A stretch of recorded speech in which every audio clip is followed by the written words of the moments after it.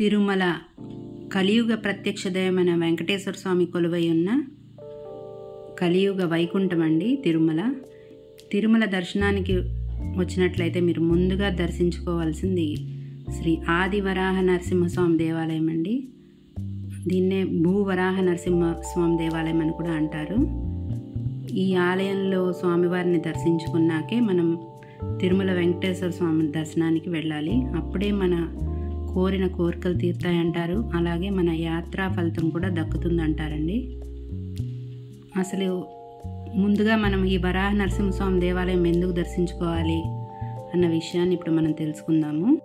యాక్చువల్గా ఈ ఆలయము తిరుమల శ్రీవారి ఆలయ పుష్కరిణికి వాయువ్యమూలలో తూర్పు ముఖంగా ఉందండి. ఈ ఆలయము వెంకటేశ్వర స్వామి ఆలయం కంటే పురాతనమైనదిగా భావిస్తారు. అందుకే వెంకటాచలంను వరాహ క్షేత్రంగా పిలుస్తారు.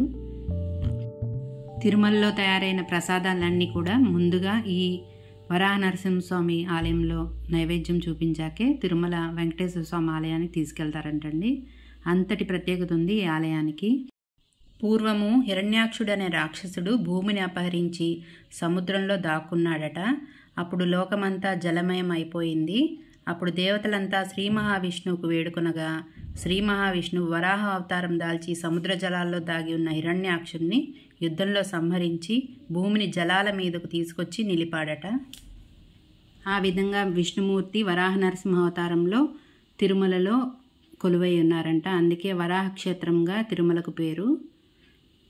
ఈ ఆలయాన్ని దర్శించుకోవడానికి వెళ్లే ముందు ఇక్కడ పుష్కరిణి ఉంటుందండి. ఆ పుష్కరిణిలో స్నానమాచరించి చాలామంది అలా వెళ్తారు. ఇదేనండి పుష్కరిణి, ఎంత అందంగా ఉందో చూడండి.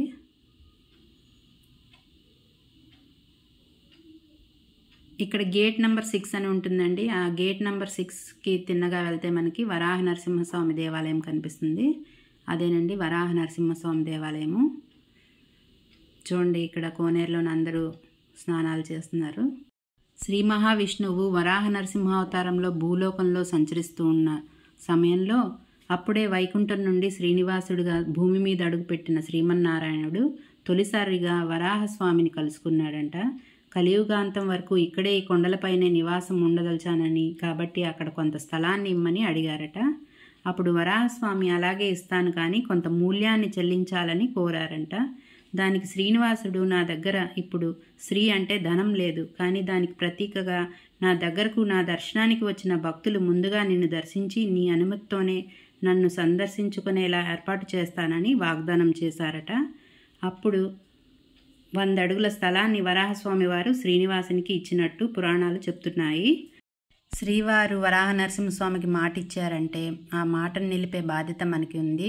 అందుకే ఈసారి తిరుమల వస్తే గనక వరాహ నరసింహస్వామి దర్శనం చేసుకొని తర్వాత వెంకటేశ్వర స్వామి దర్శనానికి వెళ్తే మనం కోరిన కోరికలు తీరుతాయి. అలాగే మన యాత్రా ఫలితం కూడా దక్కుతుంది. ఓం నమో వెంకటేశాయ.